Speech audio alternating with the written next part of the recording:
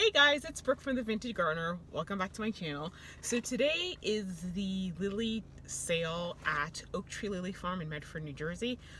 The lady lives right down the road from me, so it's great. She has a yearly sale, so I'm going to tour her garden. If I can, I'll take some pictures. I think she's totally cool with everybody taking pictures. Obviously, we're still dealing with COVID, so we've all got to wear masks, but I'm looking forward to it. She has rare cultivars of daylilies. I think some of them she even breeds herself. And so, yeah, they're just very unique and, of course, pricey. So, but it's all good because, I'll get a few of them. When they get bigger, I'll separate them and spread them out. So, see you guys later. Okay guys, so it's actually been several hours since we came back from the Daylily farm, so I'll post some pictures online because there were some daylilies that were for sale and there was other daylilies that are reserved for members of I guess it's the New Jersey Daylily Society. I'll have to check it out because I want access to the special daylilies. But anyway, Andrea. Hi. And this was Andrea's first time going to a daylily farm. What is this man doing? She's breaking. Alright, so this was Andrea's first time going to the not just any, this is the first time you've ever been to a daylily farm, period, right? I've been to other farms. But not a daylily farm. No. Okay, so tell us, what did you think? They were all really pretty. I'm kind of a girly girl, so I was a little afraid because there was like spiders hanging out of the trees and stuff. But okay. But anyway, they were all really pretty. Not ones that I had seen before, which was nice. Not just your average like orange, flower, which I like because orange is not my favorite color. They just had like a nice variety. Yeah, that's pretty much.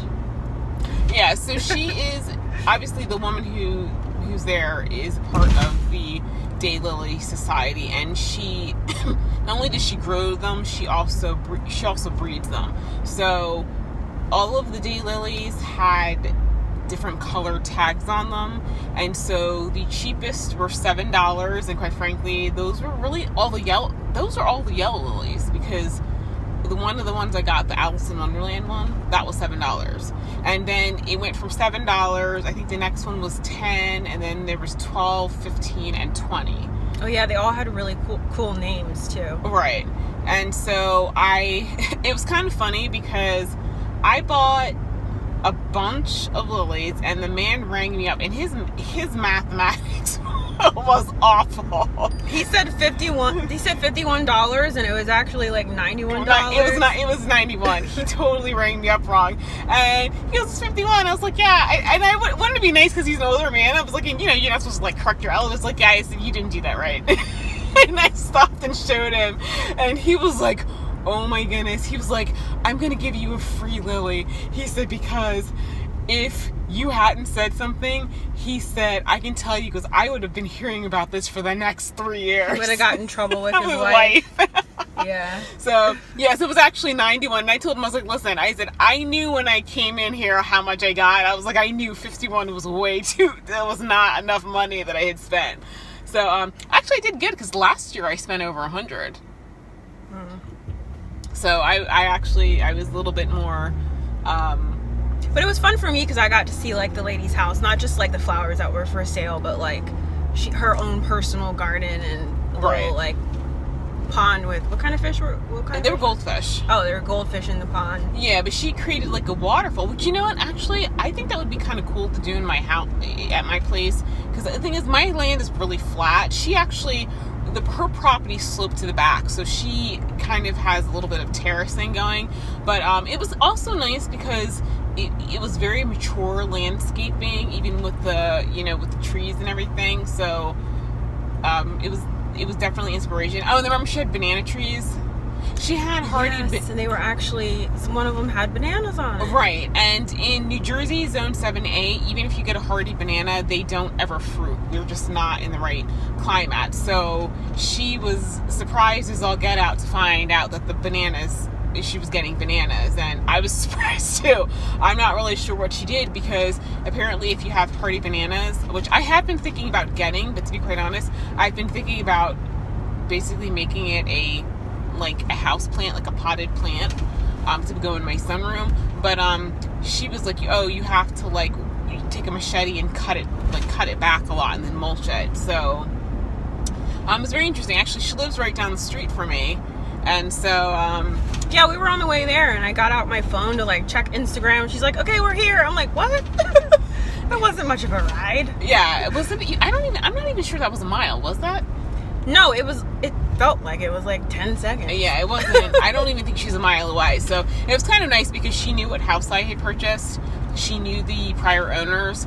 And so, actually, she lives kind of like almost across the street from a girl I grew up with. So it was kind of, so she was like, oh, so you're local. I was like, yep, I'm local. So I was surprised because my house is built in 1840, and I assumed from how their house looked that it was built in the 1800s, and she said it was actually built in the 1900s, but the reason it looked old is because I guess when over the years they've been fixing it up, she added features to it to make it look a lot older than what it was. So it was nice. So there's another week of sale, and if I join the Daylily Society, because she said it's $10 for the whole year, I guess that means I can get access to the special Daylily. She can be in the snooty club.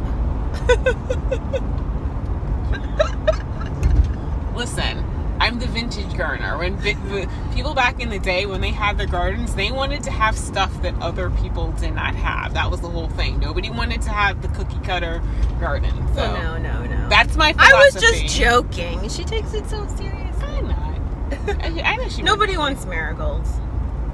At least I don't. No offense if you like marigolds. And there goes all my subscribers. So now we're going home. I'm going to take a nap. When I bought the daylilies, I bought them to go in the raised beds in front of my carriage house.